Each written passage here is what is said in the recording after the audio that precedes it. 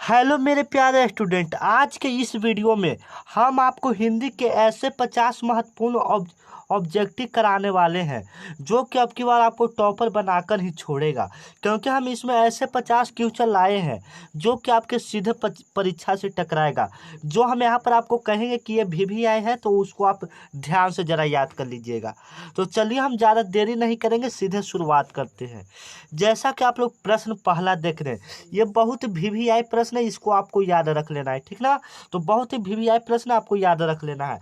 तो पहला क्वेश्चन है कि 20 के दांत कहानी का प्रमुख पात्र कौन है।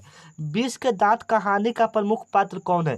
तो जैसे कि ऑप्शन आप देख रहे हैं, गिरधालाल है ऑप्शन ए, बी ऑप्शन है सेन साहब, ऑप्शन सी है खोखा, ऑप्शन डी है सेन साहब की पत्नी। तो आपको बताना है कि 20 के दांत कहानी का प्रमुख पात्र कौन है। तो 20 के दांत पर कहानी के प्रमुख पात्र जो हो जाता है बाबू, वो खोखा हो जाता है। कौन हो जाता है? खोखा हो जाता है। क्योंकि इसमें पूरा बात खोखा के बारे में ही बताया गया कि खोखा बहुत बिगड़ा बाप का बिगड़ा बेटा था। यह बहुत ही मतलब यह सेन साहब का पुत्र था। खोखा कौन था? सेन साहब का क्या था? पुत्र था, ठीक ना। अभी तक चैनल को सब्सक्राइब नहीं किए हैं तो कर लीजिए, क्योंकि हम आपके लिए बहुत ही मेहनत करते हैं। तो आपको ही थोड़ा सा सपोर्ट करना पड़ेगा, ठीक ना, तभी तो होगा। तो चलिए, मैं कहते एक पैर आप चलाइए, एक पैर हम चलाएंगे, ठीक ना। तो मतलब आप सपोर्ट करिए, हम आपके लिए बहुत ही मजेदार मजेदार क्यों चलाते रहेंगे। झोपड़ी और महल की लड़ाई में अक्सर कौन जीतता है। तो आप लोग जान ही रहे कि एक तरफ से कहें कि गरीब और अमीर की लड़ाई में अक्सर कौन जीतता है, तो अमीर ही जीतता है। उसी प्रकार है झोपड़ी और महल की लड़ाई में अक्सर कौन जीतेगा, तो महल वाले ही जीतेगा। ऑप्शन ए क्या हो जाएगा? राइट हो जाएगा, ठीक ना। आगे चलते हैं। अगला प्रश्न है, जो आपको हम कहेंगे वो भी आए है, उसको आपको याद कर लेना है। इबादत का अर्थ क्या है? इबादत का अर्थ क्या है? तो इबादत का अर्थ क्या होता है? उपासना होता है। इबादत का अर्थ क्या होता है? उपासना होता है, ठीक ना। आगे चलते हैं। सिख धर्म का परिवर्तन किसने किया? सिख धर्म का परिवर्तन किसने किया? तो जो सिख धर्म का परिवर्तन किया वो किसने किया? गुरु नानक ने किया। किसने किया? गुरु नानक ने किया, ठीक ना। अगला प्रश्न की ओर चलते हैं। यह बहुत ही वीवीआई प्रश्न है, इसको आपको याद रखना है। बहुत ही वीवीआई प्रश्न है, ठीक ना। आगे चलते हैं। हिंदी के आदि कवि कौन है? हिंदी के आदि कवि कौन है? तो हिंदी के आदि कवि जो है बाबू, वो सुरहपाद है। कौन है? सुरहपाद है। हिंदी के आदि कवि कौन है? सुरहपाद, ठीक ना। आगे चलते हैं। जैसा कि अगला प्रश्न आप लोग देख रहे हैं कि बेतमा कहाँ है। बेतमा कहाँ है? तो बेतमा जो है बाबू, वह कहाँ है? इंदौर के कहाँ है? पास है। इंदौर के क्या है बाबू? पास है, ठीक ना।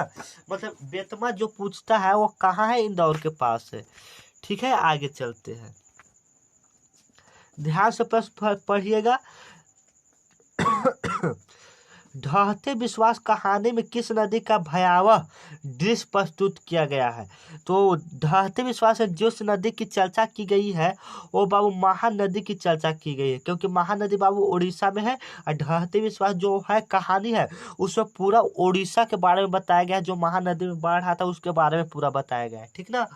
और अभी तक चैनल को सब्सक्राइब नहीं किए हैं तो जरूर कर लीजिए, और वीडियो अपने दोस्तों को भी जरूर शेयर कर दीजिए, क्योंकि उनको भी इस बार अच्छा नंबर आ जाए, ठीक ना। चलिए, गुण निधि कहाँ से लौटा था? जो यह क्वेश्चन है ये भी बहुत ही महत्वपूर्ण है।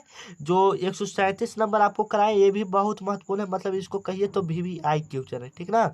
अगला प्रश्न चलते हैं। गुण निधि कहाँ से लौटा था? तो आपको बताना है कि गुण निधि कहाँ से लौटा था। तो गुण निधि जो लौटा था वह बाबू कटक। वह कहाँ से लौटा था? कटक से, ठीक ना। आगे चलते हैं। अगला प्रश्न है कि कुंवर नारायण ने बुढ़ा चौकीदार किसे कहा? कुंवर नारायण ने बुढ़ा चौकीदार किसे कहा? आपको बताना है कि कुंवर नारायण ने बुढ़ा चौकीदार किसे कहा। तो जो कुंवर नारायण है यह भी वीवीआई क्वेश्चन है, वीवीआई, ठीक ना। कुंवर नारायण ने जिसे बुढ़ा चौकीदार कहा वह बाबू वृक्ष को कहा। वृक्ष का मतलब पेड़ को कहा, ठीक ना। आगे चलते हैं। कवि कुंवर नारायण ने घर लौटने पर किसे नहीं देखा? तो हम बाबू ब्रिज को नहीं देखता। ये कहानी जब आप पढ़ेगा तो आपको काफी अच्छा लगेगा। इसमें मैंने ब्रिज के बारे में पूरा बताया गया है कि ब्रिज जो होता है हमारी कितनी मदद करता है। मतलब ये इसमें कवि कुंवर नारायण ब्रिज से बहुत प्यार करते हैं। जब आप ये कहानी पढ़ेंगे तो आपको काफी प्यार से लगाव हो जाएगा, ठीक ना। आगे चलते हैं। भारत से हम क्या सीखे, पाठ गद्य की कौन सी विधियां है। पूछ रहा है कि भारत से हम क्या सीखे, पाठ गद्य की कौन सी विधियां है। तो भारत से हम क्या सीखे, कौन सी विधियां है। तो भारत से हम क्या सीखे या बाबू, कौन सी विधियां आपको हम यहाँ पर बताएंगे, ठीक है ना। तो भारत से हम क्या सीखे, यहाँ पर विधियां पूछ रहा है। अगर इसके लेखक पूछ देगा तो मैक्स मुलर जी हो जाएंगे। अगर भारत से हम क्या सीखे कि लेखक पूछ देगा तो मैक्स मुलर। अगर पूछ रहा है कि कौन सी विद्या है तो यह बाबू भाषण है, ठीक है ना। कौन सी विद्या है, भाषण है। मैक्स मुलर के पिता का क्या नाम था, मैक्स मुलर के पिता का क्या नाम था। तो जो मैक्स मुलर के पिता का नाम था वह बाबू विल्हेल्म मुलर था। क्या नाम था, विल्हेल्म मुलर था। और कमेंट में आप सबको ये सब जवाब देते जाना है, ठीक ना। आगे चलते हैं। गुरु नानक की रचनाओं का संग्रह किनके द्वारा किया गया, गुरु नानक की रचनाओं का संग्रह किनके द्वारा किया गया। तो जो गुरु नानक के रचनाओं का संग्रह जो किया गया वह गुरु अर्जुन देव के द्वारा किया गया। किसके द्वारा किया गया, गुरु अर्जुन देव के द्वारा। गुरु नानक देव ने क्या कहते हुए अपने प्राण त्याग दिए थे, आप ही लोग बताइए तो। गुरु नानक देव ने क्या कहते हुए अपने प्राण त्याग दिए थे। ये भी बहुत ही VVI क्वेश्चन है, ठीक है ना, आपको इसको याद रख लेना है। तो गुरु नानक ने वाहे गुरु कहते हुए अपने प्राण क्या कर दिए थे, त्याग दिए थे, ठीक है ना। आगे चलते हैं। कौन, अगला प्रश्न है, कौन स्वयं दल के साथ बांध की मरम्मत में लग गया। पूछ रहा है कि कौन स्वयं दल के साथ बांध की मरम्मत में लग गया। तो जो बाबू बांध की मरम्मत में लग गया वो कौन लग गया था बाबू, स्वयं दल के साथ वह बाबू गुण निधि लग गया था। कौन लग गया था, गुण निधि। क्योंकि गांव में सबसे पढ़ा लिखा व्यक्ति यही था। जब आप यह कहानी पढ़ेंगे ढाते विश्वास आपको बहुत ही अच्छा लगेगा। मंगू किस कहानी के पात्र है, जो पूछ रहा है वो कह रहा है कि मंगू किस कहानी की पात्र है। तो मंगू जिस कहानी की पात्र है वो किस कहानी की पात्र है, तो वह माँ कहानी की पात्र है। मंगू किस कहानी की पात्र है, माँ कहानी की पात्र है, ठीक ना। आगे, बहादुर का पूरा नाम क्या है, बहादुर का पूरा नाम क्या है। आपको बताना है कि बहादुर का पूरा नाम क्या था। तो बहादुर का पूरा नाम दिल बहादुर। बहादुर का पूरा नाम क्या था बाबू, दिल बहादुर, ठीक ना। आगे चलते हैं। बहादुर कहानी है, जो बहादुर कहानी है वो कहाँ की है। तो जो बहादुर कहानी है वह बाबू नेपाली है। वह कैसा है, नेपाली है, ठीक ना। वो नेपाल की कहानी है। तो यही पूछा कि बहादुर कैसी कहानी है। तो बहादुर एक नेपाली गवई गोरखे की कहानी है, ठीक ना। आगे चलते हैं। खाकी वर्दी में कौन हमेशा चौकन्ना रहता है। खाकी वर्दी में कौन हमेशा चौकन्ना रहता है। तो जो खाकी वर्दी में जो हमेशा चौकन्ना रहता है वो कौन रहता है, तो वृक्ष रहता है। कौन रहता है, वृक्ष। मतलब वृक्ष एकदम शांत चौकीदार की तरह, मतलब जहां भी रहता है एकदम शांत रहता है। जब आप न बताए आपको, जब वह पेड़ वाला कहानी पढ़ेंगे तो आपको काफी अच्छा लगेगा। आगे चलते हैं। कवि कुछ देर के लिए बैठ जाता है तो वृक्ष की छाया में बैठ जाता है। ये सब महत्वपूर्ण नहीं है, इससे आप लोग याद कीजिएगा, कोई भी मतलब नहीं है, ठीक है ना। माँ कहानी का कहानीकार कौन है, इसे आप याद कर लीजिए, बहुत ही VVI क्वेश्चन है। माँ कहानी का कहानीकार कौन है। तो जो माँ कहानी के कहानीकार है वह बाबू ईश्वर पेटेलकर है। माँ कहानी के कहानीकार कौन है, ईश्वर पेटेलकर है, ठीक ना। आगे चलते हैं। मंगू कैसी लड़की थी, मंगू कैसी लड़की थी। आप लोगों को बताना है कि मंगू कैसी लड़की थी।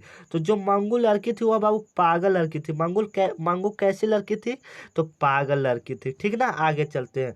ब्रह्मा का निवास स्थान क्या है, मतलब ब्रह्मा का निवास कहाँ होता है। तो जो ब्रह्मा का निवास होता है वह बाबू कहाँ होता है, संत हृदय में होता है। ब्रह्मा का निवास कहाँ होता है, तो संत हृदय में होता है। वाणी कब विष के समान हो जाती है। आपको बताना है कि वाणी कब विष के समान हो जाती है। तो वाणी बाबू बताए किसके बिना विष के समान हो जाती है। जब आप राम नाम नहीं लीजिएगा तब वाणी मतलब आपका बोली विष के समान हो जाएगा, ठीक है ना। तो इसलिए राम नाम का जाप करना चाहिए, ठीक है। आगे चलते हैं। जब पूजी किन की रचना है, जो जब पूजी है वह किन की रचना है, तो वह बाबू गुरु नानक की रचना है। किन की रचना है, गुरु नानक की रचना है, ठीक ना। जब पूजी किन की रचना है, गुरु नानक की रचना है। टोलस्टॉय कौन थे, पूछ रहा है कि टोलस्टॉय कौन थे। तो टोलस्टॉय कौन थे बाबू, रूसी लेखक थे। टोलस्टॉय कौन थे, रूसी लेखक थे, ठीक ना। आगे चलते हैं। बहादुर घर से चलते समय कितनी राशि लेकर चला था।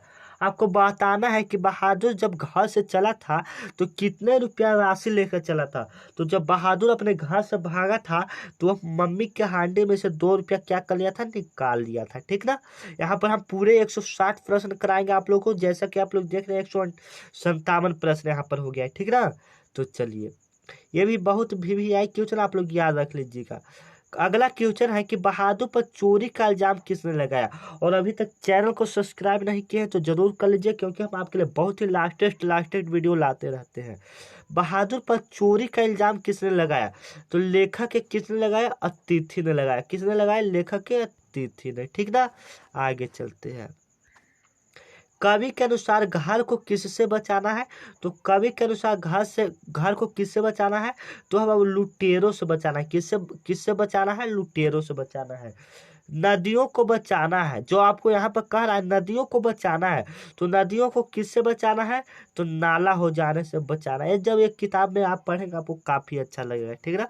तो जैसा कि आप लोग हम यहाँ पर 160 प्रश्न आपका कंप्लीट करा दिए हैं और अभी तक चैनल को नहीं सब्सक्राइब किए हैं तो जरूर कर लीजिए। एकदम हम आपसे यही बोले रहे हैं कि चैनल को अभी तक सब्सक्राइब नहीं किए तो एकदम कर लीजिए।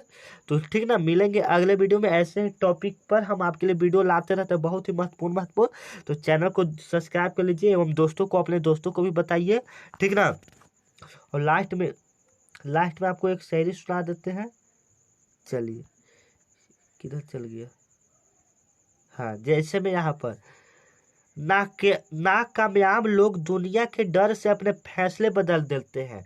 नाकामयाब लोग जो होते हैं वह दुनिया के डर से अपने फैसले बदल देते हैं, और जो कामयाब लोग होते हैं वह अपने फैसलों से क्या बदल देते हैं, दुनिया बदल देते हैं। तो आपको भी दुनिया बदल देना है और बहुत ही अच्छा तरह से मेहनत करना है। तो मिलेंगे अगले वीडियो में, तब तक के लिए जय हिंद, जय दोस्तों। चैनल को जरूर सब्सक्राइब कर लीजिए। ठीक ना। तो मिलेंगे अगले वीडियो में, तब तक के लिए जय हिंद, जय दोस्तों।